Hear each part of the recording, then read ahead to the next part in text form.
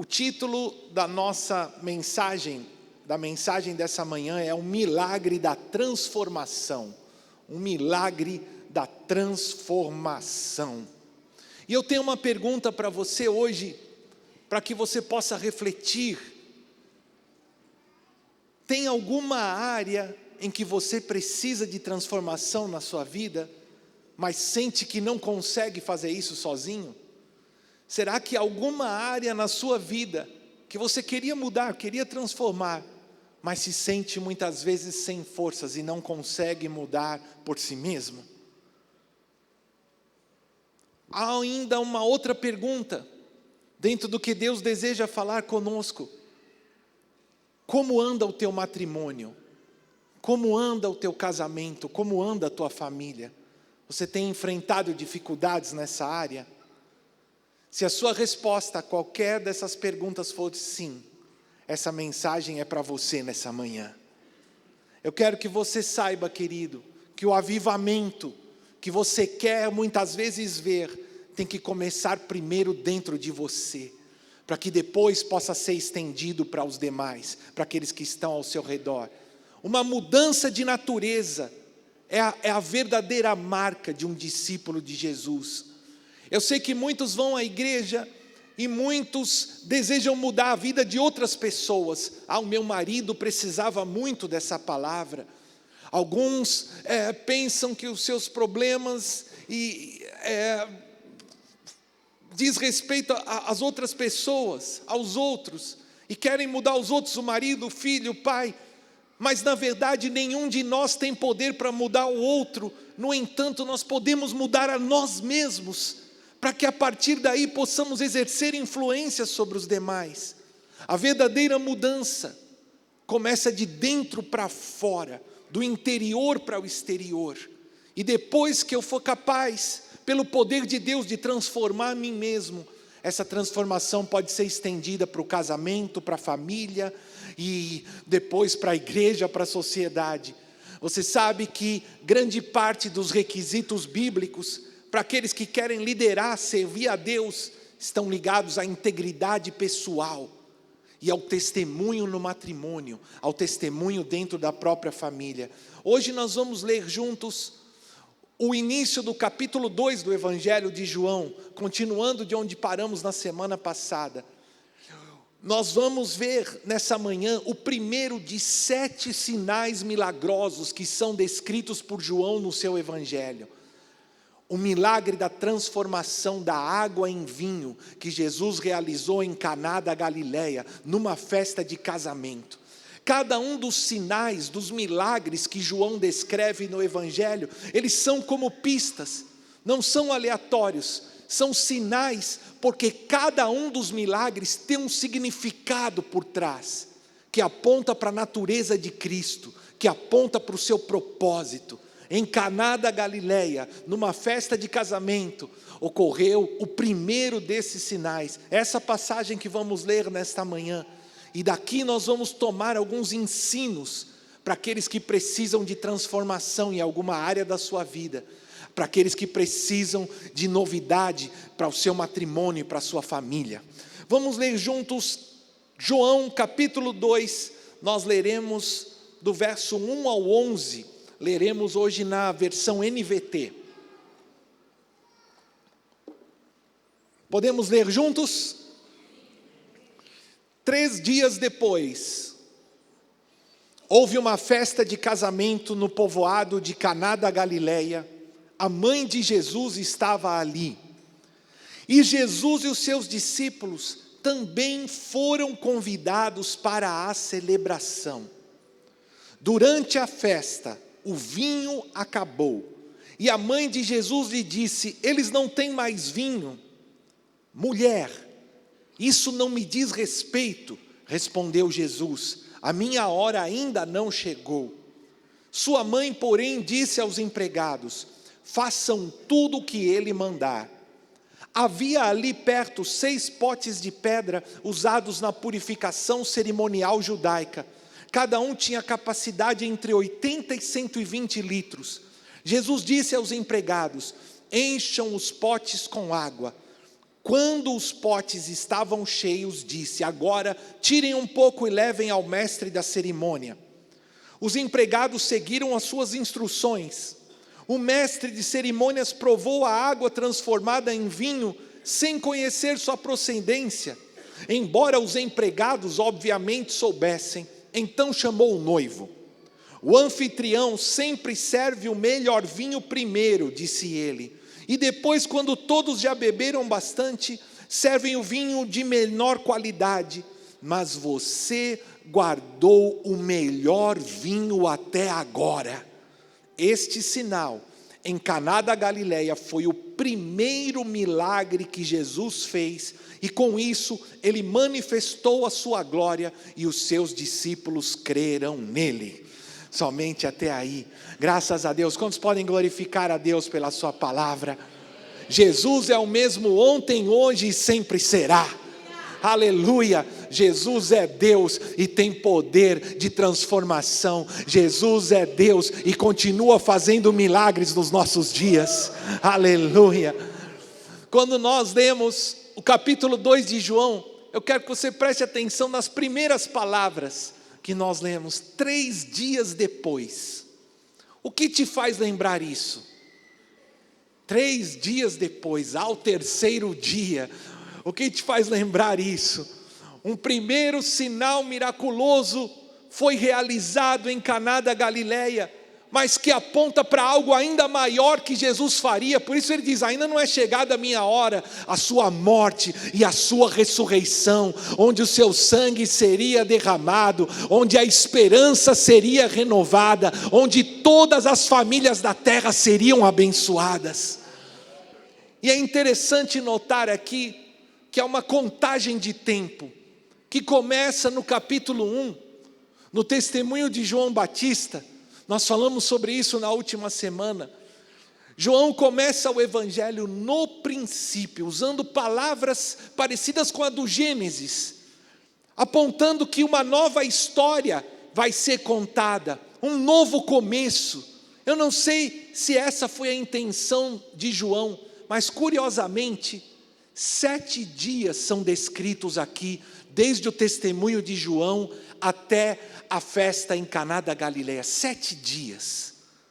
Curiosamente, também no Gênesis, no auge da criação, está o matrimônio, o casamento do homem e da mulher.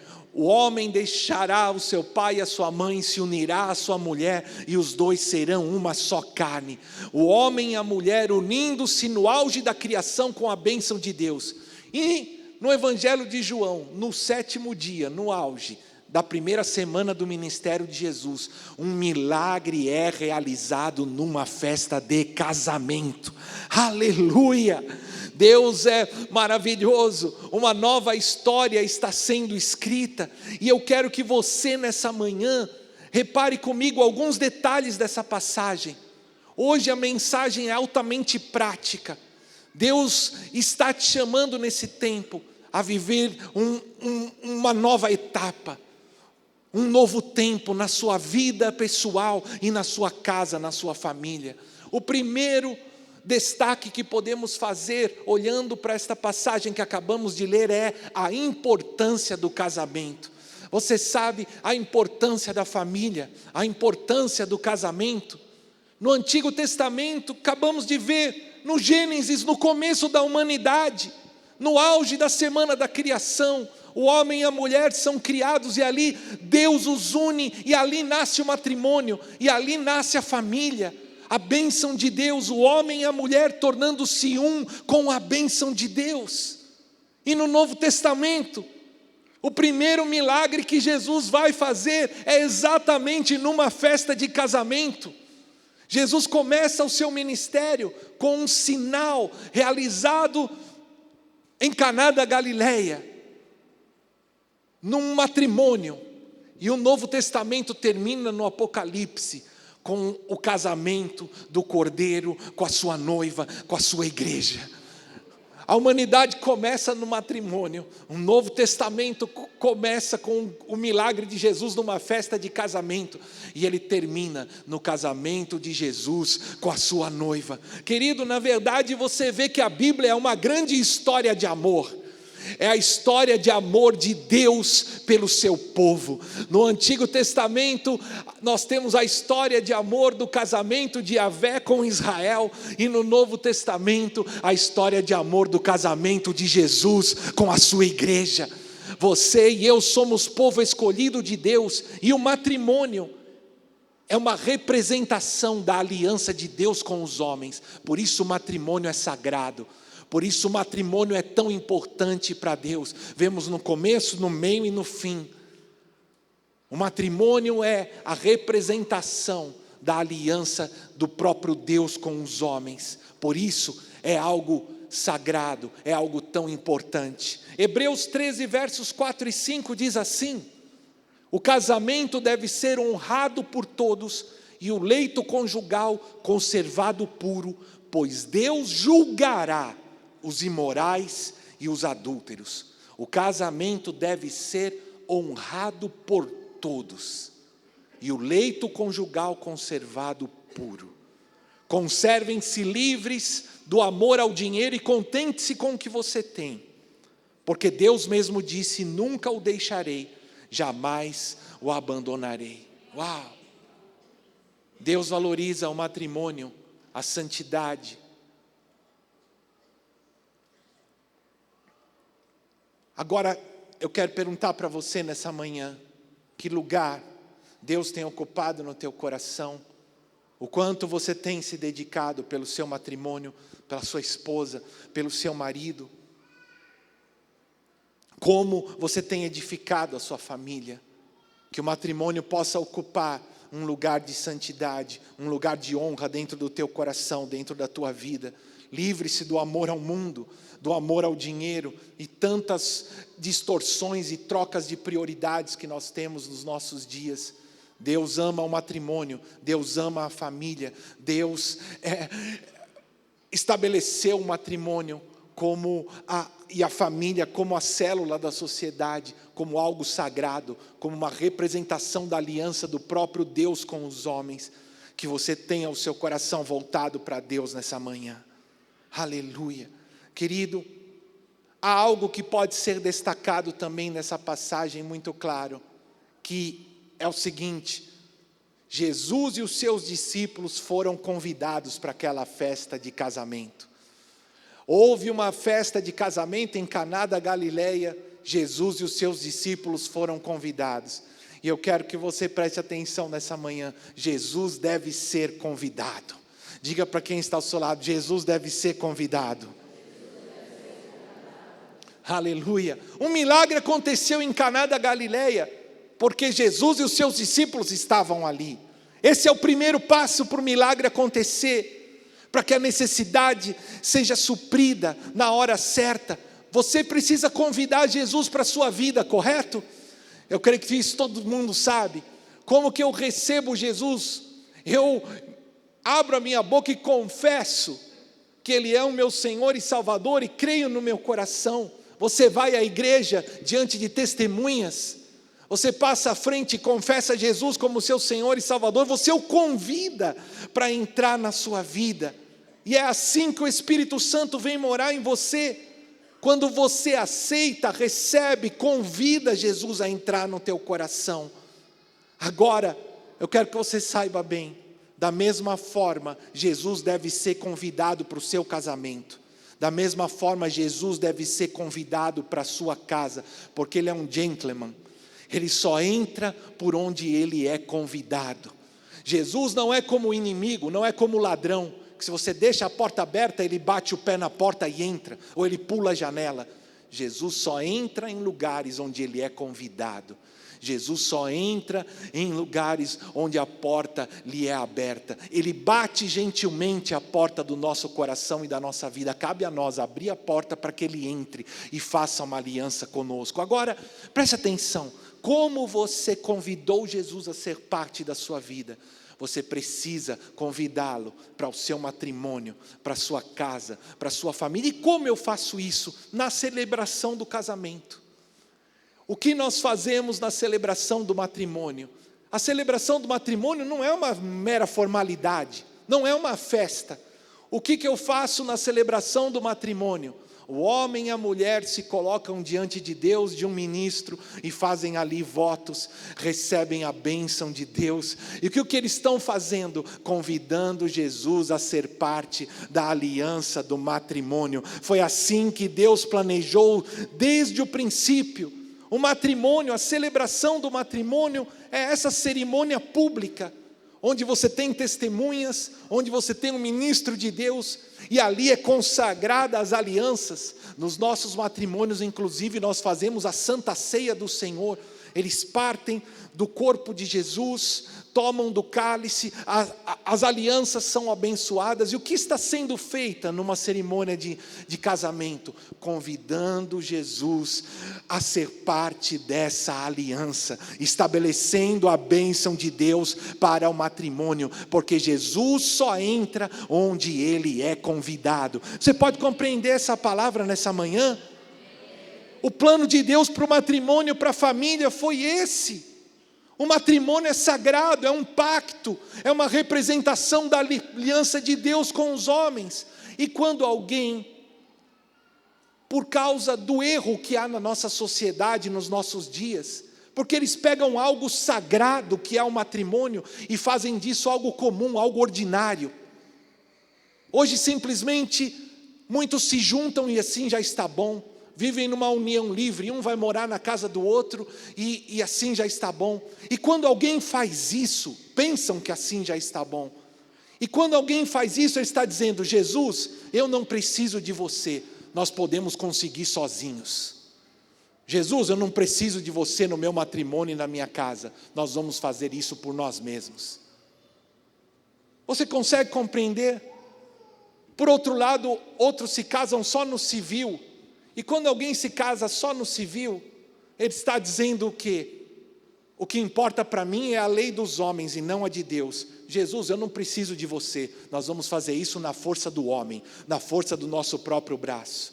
Querido, se você vive numa condição assim, que é fruto da distância da nossa sociedade de Deus, saiba que depois de você receber Jesus como seu Salvador pessoal, você tem que fechar as brechas para o diabo no teu matrimônio, na tua casa, na tua família, e convidar Jesus para ser parte dessa aliança.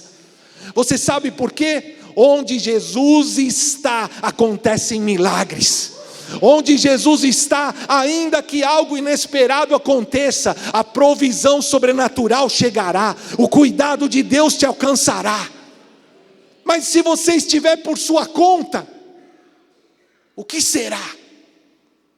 Se você estiver sozinho, quando chegar o dia mau, boa sorte para você.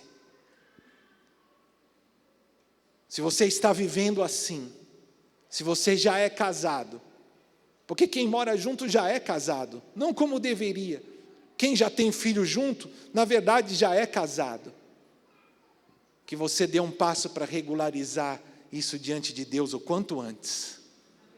Você não precisa mais de um vestido caro, você não precisa mais de uma festa cara. Muitos pensam que o casamento é isso, é comprar um vestido caro, comprar uma festa cara. Se você já mora com alguém, se você já tem filho com alguém, essa fase já passou, querido. Se você valorizava tanto essas coisas, você devia ter pensado nisso antes. Se você já mora com alguém, se você já tem filhos, você não precisa mais de coisas caras. Você precisa fechar essa brecha com urgência diante de Deus. Você precisa dar um passo de fé e unir-se, nem que seja no quintal da casa. Eu já fiz casamento no fundo da casa. Eu já fiz casamento, não importa o lugar. E você sabe que um dos casamentos mais bonitos que eu fiz, onde eu senti a presença de Deus, foi durante a pandemia.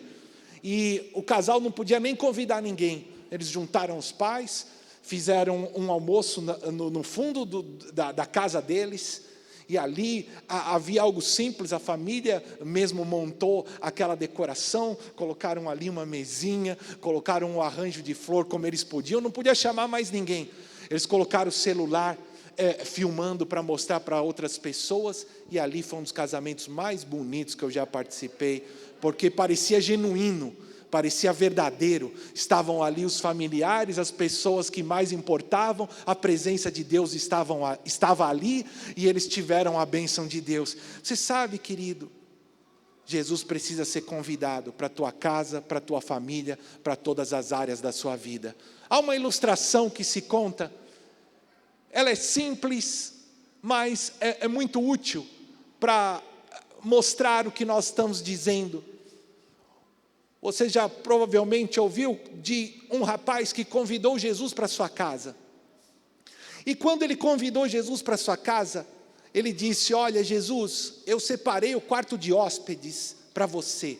Eu arrumei a cama, eu preparei tudo que está aqui. Jesus, você pode ficar no quarto de hóspedes. Esse quarto de hóspede é teu, é como se fosse a tua casa. E Jesus disse: muito bem. Jesus chegou e foi dormir no quarto de hóspedes. Quando chegou no meio da noite, ele ouviu uma batida na porta de casa. E ele acordou assustado. Quando ele desceu, era o diabo. E então o diabo lhe deu uma surra, levou os seus bens, levou tudo que tinha. E no dia seguinte, Jesus acordou do quarto de hóspedes e ele perguntou: Jesus, o senhor não viu o que aconteceu? O diabo veio aqui, me deu uma surra, levou os meus bens. Jesus disse: eu estava no quarto de hóspedes, foi onde você me mandou ficar. E ele pensou e disse: Jesus, faça o seguinte, o meu quarto também é teu, que eu não quero mais dormir sozinho não. O meu quarto e o quarto de hóspedes é seu, eu vou dormir na sala essa noite.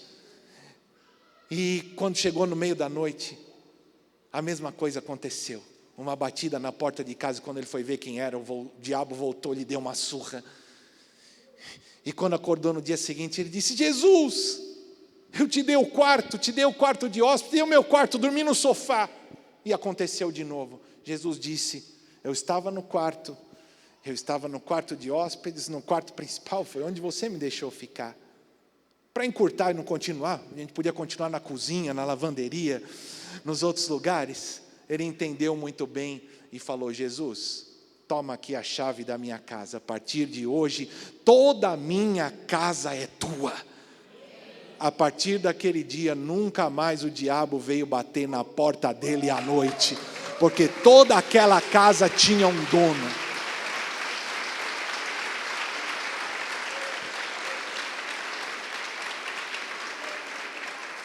Você está compreendendo? Jesus só entra onde ele é convidado. Ele bate gentilmente à porta. Cabe você abrir. Você precisa convidá-lo a ser parte da sua casa, da sua família. Você quer que Jesus seja parte das suas finanças? Sim. Convide-o. Diga: Senhor, a partir desse mês eu darei o dízimo todos os meses, porque as minhas finanças te pertencem e eu as consagro a ti. Você pode deixá-lo fora das suas finanças também, se você quiser. Você pode dizer: Jesus, no meu casamento eu vou me virar sozinho. E você pode dizer também: Jesus, nas minhas finanças eu vou me virar sozinho, não precisa tocar aqui, as minhas finanças são minhas, pode deixar que eu vou administrar. Se você achar melhor, você pode fazer isso. Ou você pode convidar Jesus a ser o teu sócio, a ser o parceiro da tua empresa, a ser o sócio na tua casa, dizendo: Jesus, eu te dou o dízimo de tudo, as minhas finanças, a minha vida, o meu matrimônio, todas as áreas da minha vida te pertencem. Quantos podem compreender a palavra de Deus hoje? Há mais um ponto que pode ser enfatizado: situações inesperadas acontecem a todos. Uau! Na festa de Caná da Galileia, algo inesperado aconteceu, acabou o vinho. E o vinho era muito importante na época, de acordo com a cultura, para a comemoração do matrimônio, fazia parte da alimentação das pessoas. O vinho que se bebia no tempo de Jesus e da Bíblia é diferente do nosso. Era uma bebida fermentada, sim, mas não era uma bebida forte, como nós temos nos nossos dias. O vinho usava uma parte de bebida fermentada diluída em 5 ou 10 partes de água. Era uma bebida fraca, não era uma bebida forte como se toma hoje, e fazia parte da alimentação das pessoas. E acabar o vinho numa festa de casamento era uma vergonha muito grande. As pessoas prezavam a honra. Uma festa de casamento durava a semana toda. Eles chamavam todo o vilarejo, possivelmente em Caná da Galileia, todo o vilarejo fora convidado para aquela festa. A festa duraria uma semana, e acabar a provisão, acabar o vinho, seria uma vergonha para aquela casa, para aquela família. Os pais do noivo, que pagavam, organizavam a festa, seriam envergonhados. O casal possivelmente ficaria marcado. Poderia até ser considerado algo de má sorte para o início do casamento. Mas eu quero que você saiba o que nós já ouvimos, o que o Senhor tem falado conosco nessa manhã. Mesmo onde Jesus está, coisas inesperadas podem acontecer. Jesus estava na festa, mas mesmo assim o vinho acabou. Acabar o vinho simboliza momentos que a alegria vai embora. O desgaste do tempo que passa, os problemas econômicos, uma enfermidade que chega, uma situação difícil, inesperada que se enfrenta. Saiba de uma coisa, querido, na verdade, todos nós estamos sujeitos a essas coisas. Não se culpe se você tem vivido situações adversas.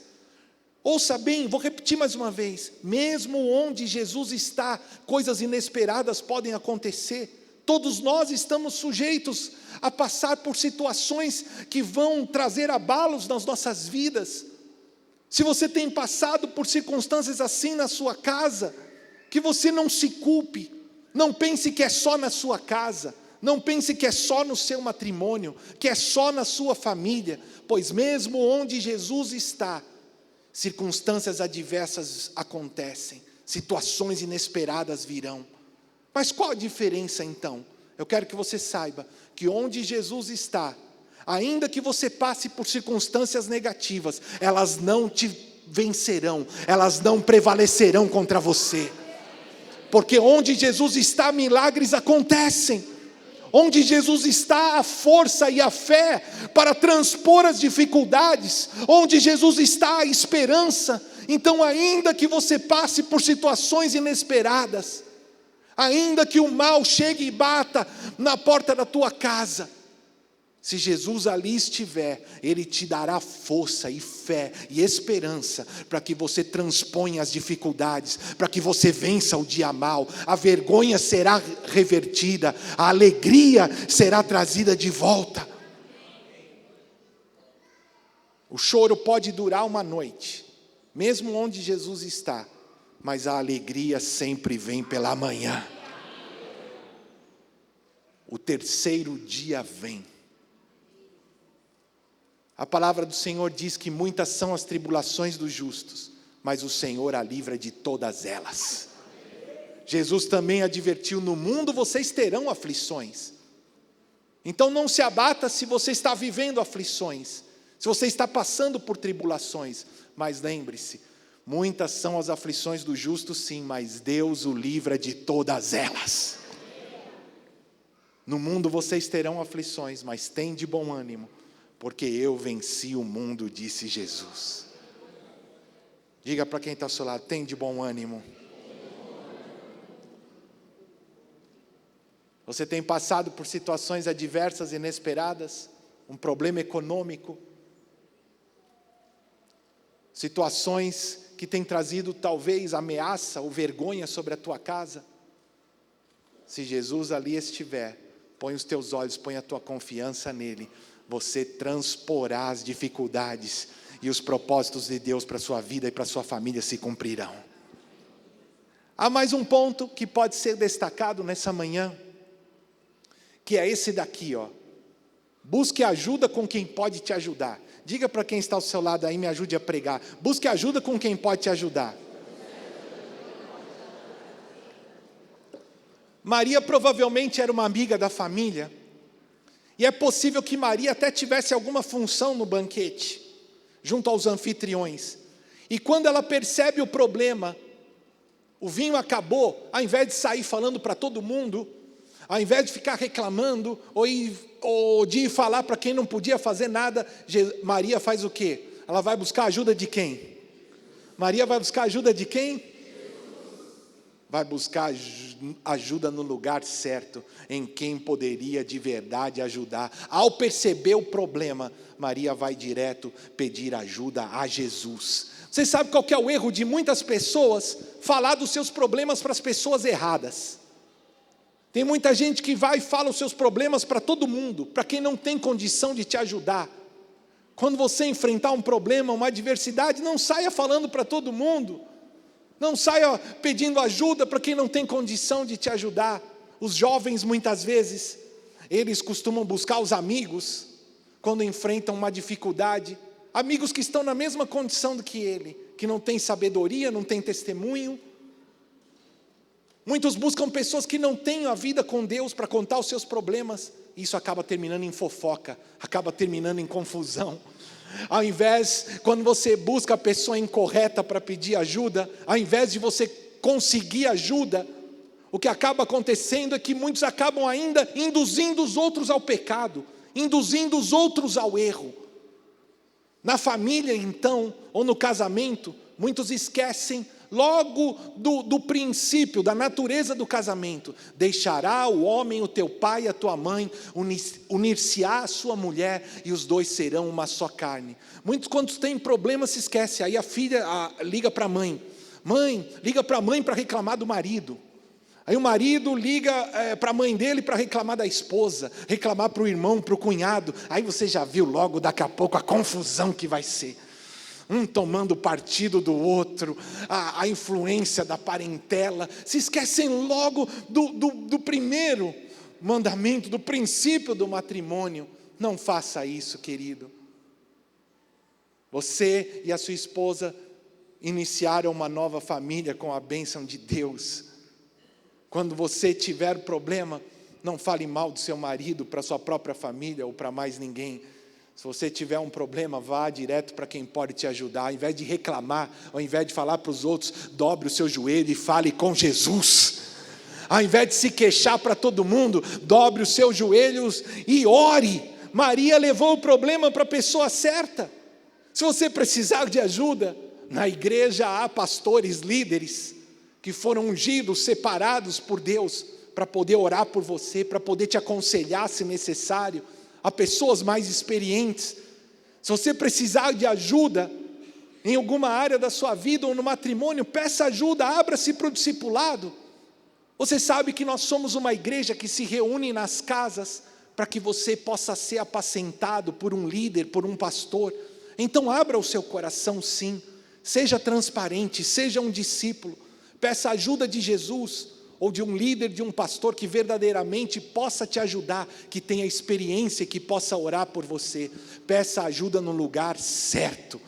Faça como nós acabamos de ver, siga o exemplo da festa de Caná da Galileia, o exemplo de Maria, quando viu uma dificuldade, ela foi buscar ajuda no lugar certo, e é isso também que você deve fazer. Guarde o teu coração, cuide-se das fofocas, das meias palavras, das queixas.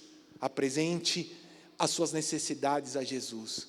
Busque ajuda e oração de quem pode te ajudar, e certamente você estará no caminho de viver um milagre, de viver uma restauração no nome de Jesus. Eu não vou conseguir terminar hoje, nós vamos fazer 2 partes, não vou nem chegar no final do milagre, mas você já vai abrindo o teu coração. Há mais um ponto que pode se destacar, que é esse daqui: estabeleça os limites na família. É muito importante que cada um possa ocupar o seu papel diante de Deus, conforme Deus estabeleceu na sua santa palavra. Aqui há algo curioso.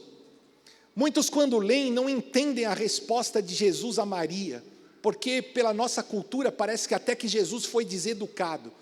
Quando Maria vai pedir a ajuda de Jesus, ele diz o que para ela? Mulher, o que tenho eu contigo? Ainda não é chegada a minha hora. Se nós olharmos pela nossa vista para essas palavras, parece que Jesus foi deseducado, mas na verdade, para a época, para a cultura, Jesus estava usando palavras que são educadas sim. Tanto que Jesus vai chamar também Maria de mulher na cruz, quando ele está na cruz, diz: mulher, aí está o teu filho. Então Jesus não usou uma palavra deseducada não, mas Jesus estava sim estabelecendo uma distância, educada e firme com a sua mãe. Quando Jesus diz: mulher, que tenho eu contigo, Jesus está pontuando, ele está começando o seu ministério. Ele estabelece uma distância educada e firme com a sua mãe, dizendo: olha, eu estou aqui para fazer a vontade do meu Pai, eu estou começando o meu ministério. Jesus tinha uma agenda a cumprir, ele não seria influenciado pela sua mãe, pela sua família, nem por ninguém. Então é isso que Jesus está mostrando de forma educada, mas firme a Maria, quando ele faz essa declaração. Se coloque no lugar de Maria por um instante. Ela criou Jesus, ela deu comida para Jesus, ensinou Jesus a andar, ensinou Jesus a falar. Nesse tempo, José já havia morrido, possivelmente Jesus, ele era o arrimo da família, ele cuidava também da sua mãe. Só que agora, a partir desse milagre, Jesus estava começando uma nova fase na sua vida, o seu ministério como o Messias, como o Senhor. Ele não era mais o filho de Maria. Maria ia ter que se acostumar. Agora imagina o que Maria teve que passar. Ela teria que se acostumar agora a ver Jesus não como seu filhinho, mas ver a Jesus como o Senhor, como o Mestre, como o Messias. Jesus estava preparando ela para a cruz, porque ela teria que aprender a ver Jesus agora com os olhos diferentes, segundo o seu chamado, o seu propósito celestial. Na cruz, ela deveria compreender aquilo que estava acontecendo. Por isso Jesus, nesse momento, quando vai iniciar o seu ministério, de maneira educada, mas ele coloca ali uma distância entre os laços sanguíneos e o propósito que ele tinha que realizar diante do seu Pai Celestial. Querido, que você possa ter o seu coração voltado para o Senhor e para o plano que Ele tem para você e para a sua família. Dentro de uma casa, cada um precisa ocupar o seu papel conforme Deus estabeleceu. Não cabe aos filhos dizer aos pais do que fazer, não cabe ao homem ocupar uma função que não lhe foi determinada, e nem a mulher. Nós precisamos compreender o propósito de Deus para a nossa casa, para a nossa família, e em primeiro lugar deve estar Deus. Vocês se recordam do livro A Família que Deus projetou, da nossa apóstola? Quando ela mostra ali aquele cronograma, aquele organograma da família, em primeiro lugar está quem? Em primeiro lugar está Deus. Jesus diz: olha, se você ama mais o seu pai e a sua mãe, você não é digno de mim. Se você ama mais a sua esposa ou o seu filho do que a mim, você não é digno de mim. Em primeiro lugar na nossa vida deve estar Deus. Deus está sobre todas as coisas. E se você quer edificar uma vida vitoriosa, um matrimônio, uma família, você precisa acima de tudo ter um compromisso com Deus. O homem e a mulher têm um papel fundamental dentro da família, do matrimônio. O homem e a mulher como um, com a bênção de Deus. Cada um tem uma função diferente. Quantos homens vieram hoje podem dizer amém? Amém. Quantas mulheres vieram hoje podem dizer amém? Amém. Muito bem. Mais uma chance. Quantos homens vieram hoje podem dizer amém? Amém. Quantas mulheres vieram hoje podem dizer amém? Amém. O homem e a mulher são totalmente diferentes, porque eles foram feitos para um completar o outro. Eles foram feitos diferentes por Deus, não para um brigar com o outro, um competir com o outro. Eles foram feitos diferentes, porque um completa o outro. Um tem o dom que o outro não tem, um tem a característica que o outro não tem. Você precisa entender isso.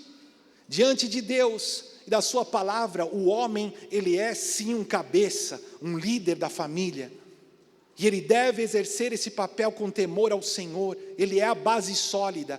Tem uma coisa que o homem é, e todos os homens precisam saber bem: ele é como um sacerdote para a sua casa. o homem tem autoridade para abençoar a sua esposa, para abençoar os seus filhos, para abençoar a sua casa.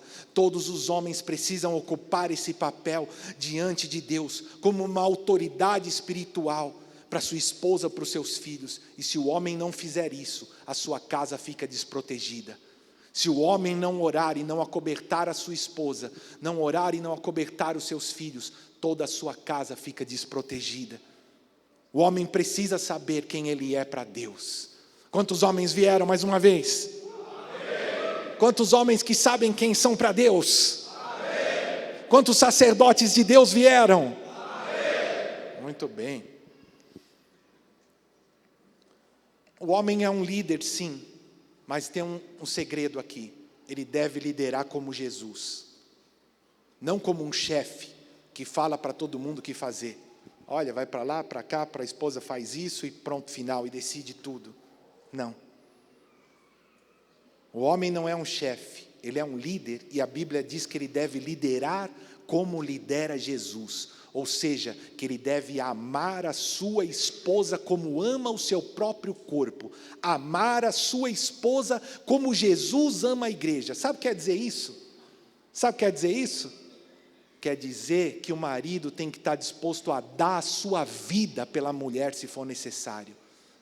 Para defender a sua casa, para defender a sua esposa, se ele tiver que morrer para proteger a sua esposa e os seus filhos, é isso que o homem deve fazer. É assim que ele deve liderar a sua casa. Em amor, em graça, seguindo o exemplo de Jesus. Você compreende, homem, o papel tão importante que você tem? Se você não ocupar o seu papel, toda a sua família ficará desprotegida. Lá no Éden, se a gente voltar lá para o princípio, Deus disse para o homem, olha, fica aqui no jardim e o teu trabalho é cuidar. Diga junto comigo, cuidar. E cultivar. O homem recebeu um trabalho de Deus, você vai cuidar, proteger esse jardim e vai cuidar dele, vai cultivar para que ele prospere. O homem deveria, desde o princípio, no jardim, que Deus colocou ele, proteger, cuidar. A palavra aqui é igual a um cão de guarda. É assim que o homem deveria estar no jardim do Éden, protegendo, cuidando e também cultivando. E o que aconteceu com o primeiro homem? O primeiro pecado, primeiro veio do homem para que depois viesse o da mulher. A mulher pecou na comissão ao comer do fruto, mas o homem pecou primeiro ao se omitir de fazer o que Deus tinha pedido para ele. Deus pediu para o homem, como um cão de guarda, cuide, para que nenhuma besta, nenhuma fera entre e cultive. Quando a serpente chegou, onde estava o homem? Eu não sei o que ele estava fazendo, mas ele não estava no lugar onde Deus mandou, porque a serpente entrou e ele não viu, ele não protegeu, não cuidou como deveria, e aí abriu-se a porta para o pecado. Eu não sei se ele estava tirando um cochilo na rede, se estava assistindo um jogo de futebol, eu não sei se ele tinha saído com os amigos bem naquele dia, eu não sei, mas o que eu sei é que ele não fez o que deveria fazer. O primeiro pecado do mundo foi o de omissão, e isso marcou a natureza dos homens, porque até hoje em dia, esse é o principal pecado de muitos homens, eles se omitem de fazer o que Deus mandou que eles fizessem. Eles deixam de orar, deixam de ser o sacerdote da sua casa, vão cuidar de si mesmo, do dinheiro, acham que a provisão material é o que Deus pediu para eles fazerem. É claro que a provisão material Deus pediu para você fazer, mas ela só é um pedacinho do que Deus te pediu. O homem tem que ser o provedor do dinheiro? Sim, mas ele tem que ser provedor de amor, tem que ser provedor de oração, de educação, tem que ser provedor da presença de Deus na sua casa em primeiro lugar, antes do que o dinheiro. Mas muitos homens se omitem e deixam de fazer o que deveriam fazer. Hoje mesmo na igreja, em tantos lugares, as mulheres vão à frente, as mulheres que mais oram, as mulheres que dão exemplo, as mulheres buscam a Deus, as mulheres fazem isso, aquilo, enquanto os homens, essa é a natureza pecaminosa do homem, omitir-se. e deixar de fazer o que Deus nos mandou fazer. Quantos homens de Deus se levantam hoje para mudar essa história? Essa é a natureza do pecado. Você não tem que ser assim. Você é um homem de Deus, você é filho de Deus, e tem o exemplo como Jesus, e se levantará como um homem de Deus, que marcará a história da tua casa, da tua família. Você protegerá a tua esposa em oração. Você será ali um líder que guiará os teus filhos a servir a Deus, a fazer a vontade de Deus nessa terra. Quantos creem e recebem, podem dizer, os homens, amém? A mulher igualmente tem um papel fundamental. Se o marido é o cabeça, a mulher é a coluna. Olha para esse edifício aqui, se nós removermos essas colunas aqui, o que vai acontecer? Tudo desaba. Se uma coluna ruir, o edifício desaba. E a mulher é como uma coluna, ela é uma ajudadora, mas ela não é menor do que o homem. Ela é uma ajudadora coigual. Ela é complementar ao homem. Ela foi feita diferente em tudo, no cérebro, nas emoções, no corpo, porque ela completa. Os dois, quando estão juntos, lado a lado, formam uma equipe perfeita. E a mulher foi feita para estar ao lado do homem. A mulher e o homem foram feitos à imagem de Deus.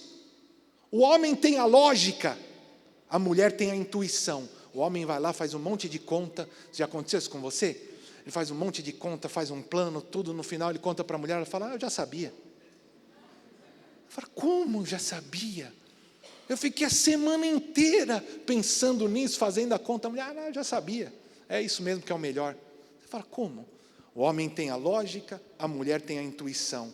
O homem pode ver o macro, pelo papel que ele tem, a mulher vê os detalhes. Você já tentou, os homens que estão aqui, você já tentou arrumar a casa? Você já tentou arrumar? Eu não só tento, como faço todos os dias, mas sempre, nunca fica bom. Sempre falta alguma coisinha. A coxa lá, o edredom, eu posso ficar 40 minutos, nunca fica bom. É uma coisa impressionante, eu não consigo ver os detalhes que as mulheres conseguem enxergar. Para mim, o que está bom está cheio de detalhes que precisam ser completados ainda, que precisam ser feitos. Por quê? É só na minha casa que é assim? Os homens e as mulheres têm dons diferentes, têm papéis diferentes. O homem é mais racional, a mulher é mais emocional. Sabe qual que é o segredo? Ao invés de vocês brigarem por isso, vocês devem saber que juntos são um time perfeito. Minha esposa está aqui me fazendo um elogio agora, que eu fiquei até com o coração aquecido. Mas eu e a Alessandra somos totalmente diferentes em tudo. O temperamento no ministério, os dons ministeriais que eu tenho, ela tem ao contrário. Quando você faz o teste ministerial, os 2 primeiros meus são os 2 últimos dela, os 2 primeiros dela são os 2 últimos meus. O temperamento nosso é totalmente diferente, a gente pensa diferente de quase tudo. E nós aprendemos nesses 20 e poucos anos a ser um time perfeito, a ouvir um ao outro, a ponderar, a ouvir uma opinião, a ouvir outra opinião e conseguir uma solução melhor, que não é a minha, porque eu sou o líder. Se o homem impõe a sua força sobre a mulher ficará infeliz e o casamento se perderá. Se a mulher impor a sua vontade sobre o marido, ele vai se omitir, vai soltar o seu papel, e aí todas as funções dentro da casa vão ficar de cabeça para baixo. Mas nós precisamos aprender a juntar, a dialogar, a tomar as forças de cada um, para criar soluções melhores, para ser uma equipe como Deus planejou. Veja só, a mulher deve se submeter ou ajudar, mas não quer dizer que a mulher é inferior, mas ela tem um papel fundamental e diferente do homem. O homem tem a iniciativa e a mulher tem a resposta. Quando isso se inverte, é contrário à natureza. Quando o homem fica ali para lá e para cá, e a mulher que guia o caminho, está na natureza do homem e da mulher. O homem tem a iniciativa, a mulher tem a resposta. Isso está na mente, isso está no corpo, isso está no sexo do homem e da mulher. Um tem a iniciativa, o outro tem a resposta. Não quer dizer que um é melhor e o outro pior. são só papéis diferentes. Deus deu para o homem o que ele precisa para cumprir a função que ele tem, e Deus deu para o homem o que ela precisa para cumprir a função que ela tem. Você pode entender a palavra do Senhor hoje? Se a mulher se submete ao homem no matrimônio, em Cristo Jesus está escrito que todos nós temos que nos submeter uns aos outros em amor. Todos. Agora há um ponto fundamental aqui. Se a mulher não se submete à liderança do marido, o marido não tem como liderar e não tem como cumprir o seu papel dentro da sua casa. O Dr. Derek Prince, há um livro que eu gostaria que vocês puderem marcar, os homens, gostaria que todos pudessem ler, ele é bem fininho e tão importante, chama Maridos e Pais, do Dr. Derek Prince. Se você puder marcar aí, eu sei que boa parte dos líderes, dos pastores já leram. E o Dr. Derek Prince fala que a mulher é quem tem a chave para que cada um ocupe o seu papel na família, porque se a mulher não se submeter ao marido, ele não tem como exercer a sua liderança. O que o marido vai fazer? Se a mulher não se submete a ele, o que ele vai fazer? Vai tomar a liderança à força? Se o homem for usar da força para tomar a liderança, o matrimônio vai ser destruído. Então, quando a mulher não se submete ao marido, o que acontece? Tem duas coisas que podem acontecer. Ou o marido se levanta para tomar a liderança à força, e uma família vai ser destruída, ou o marido se omite, e ele abre mão do seu papel. E é isso que acontece na maioria dos casos. Quando a mulher não se submete, o homem não tem como liderar. E muitos abriram mão de liderar sua casa, de liderar sua família, abrem mão do sacerdócio, abrem mão da liderança que deveriam exercer na sua casa. Então, o Dr. Derek Prince diz, preste bem atenção, estamos quase terminando. A mulher tem a chave para que o homem ocupe o seu papel de líder dentro da sua casa. E o Dr. Derek Prince conta o testemunho dele, porque ele casou com uma mulher que era mais velha do que ele, que era mais experiente, era preletora, ela cuidava de muitas crianças no orfanato, cuidava de missionários, e ele era mais jovem, e não tinha toda a experiência ministerial que ela tinha. E ele disse, se ela tivesse tomado a frente, eu me submeteria a ela, porque ela era mais velha, ela era mais experiente, ela tinha mais habilidade com as crianças, com a família e com o ministério. Se ela tivesse ido à frente, eu teria que ter me submetido a ela, facilmente. Mas eu agradeço a minha esposa que ao invés de fazer isso, ela deu um passo atrás, para que eu exercesse a minha liderança. Mesmo quando eu errei, ela me incentivou. Ela esteve no meu lado, me incentivando, me elogiando, para que eu pudesse me desenvolver e ocupar o meu papel dentro da família. Então, querido, perceba como precisa haver um equilíbrio. Cada um precisa tomar o seu papel diante de Deus. Se o homem é um líder, que ele lidere como Jesus e ame a sua esposa, supra as necessidades da sua esposa, dê a sua vida por ela, e ela também se submeterá ao seu marido em amor. Veja que o papel de um depende do outro. Vocês estão compreendendo a palavra? Quantos compreendem a palavra nessa manhã? Se o marido ama e supre as necessidades da sua esposa, dá a vida por ela, ela automaticamente se submeterá ao seu marido, porque ele a ama. Se ele for um chefe que fala para onde que vai e está acabado, nenhuma mulher se submeterá a isso. Mas se ele ama e cuida dela, ela se submeterá a ele. E da mesma maneira, se a mulher se submete ao marido e é capaz de elogiá-lo, de estar ao seu lado, de complementá-lo, para que ele ocupe o papel que ele deve ocupar, aí você vai ter um lar em harmonia. Então tem que haver um equilíbrio. Diga junto comigo, tem que haver um equilíbrio. Não é nem o machismo, o homem que está aqui em primeiro lugar e que faz tudo e oprime a mulher. Não foi assim que Deus fez. E nem o feminismo, a mulher que toma o papel masculino. É o que tem acontecido em muito nos nossos dias. Então os homens oprimiram as mulheres por muito tempo. Hoje as mulheres se levantaram e têm tomado o papel masculino. Os dois estão errados. Tanto o homem oprimir a mulher, quanto a mulher tomar o papel masculino.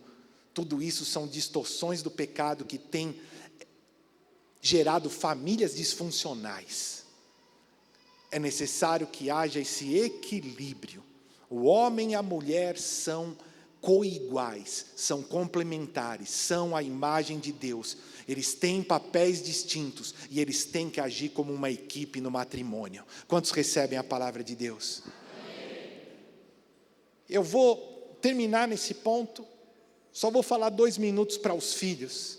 A Bíblia diz que os filhos devem obedecer e honrar os seus pais enquanto são solteiros. Então, você, querido, está colocado hoje dentro de uma família, você é solteiro, você vive com seu pai, com a sua mãe, que você obedeça ao seu pai e à sua mãe, que você honre, que você ore por eles, independente das suas falhas, independente dos seus pecados. Agora os filhos, quando se tornam adultos e saem de casa pelo casamento, ou vão desenvolver a sua própria vida, eles não precisam mais obedecer aos seus pais. Eles devem ser autônomos para construir a sua própria vida, a sua própria família. Os filhos adultos que já saíram de casa pelo casamento ou para construir o seu ministério, a sua vida, não devem mais obediência aos pais, mas devem honra. Devem apenas honrar os seus pais e cuidá-los na velhice. Os filhos, uma vez adultos, devem ter autonomia para poder construir a sua vida, para poder construir a sua própria família sem interferências externas. Deixará o homem o seu pai e a sua mãe, se unirá à sua mulher e os dois serão uma só carne. Então, com educação e com firmeza, se você já é adulto, se você tem a sua própria casa ou a sua família, como Jesus, você estabeleça essa distância, esses limites para os seus próprios pais, para os seus parentes, para que você tenha autonomia na sua própria casa e na sua família. Aleluia. Muito cuidado, querido, com as inversões dos papéis dentro da família. Quando os papéis são invertidos, tudo fica fora de ordem. É preciso que cada coisa ocupe o seu lugar. É preciso que você coloque a sua vida e a sua família dentro do propósito do Criador. Eu vou deixar para a semana que vem, mas Maria vai responder, eu só vou deixar aqui o link. E ela dá uma ordem para aquelas pessoas, ele diz, faça tudo o que Jesus mandar. E é isso que você precisa fazer. Você quer ver um milagre? Quer ver um renovo? Quer ver uma unção nova na sua vida, na sua casa, na sua família? Faça tudo o que Jesus mandar. Alinhe a sua vida e a sua família de acordo à palavra de Deus, ao propósito de Deus, e você verá milagres acontecer. Haverá provisão sobrenatural na tua casa. Ainda que o vinho acabe, que situações adversas aconteçam, o Senhor trará o renovo, trará a bênção, levantará você e a sua casa como um sinal da glória de Deus, da bênção de Deus para esse mundo. Você crê e recebe essa palavra?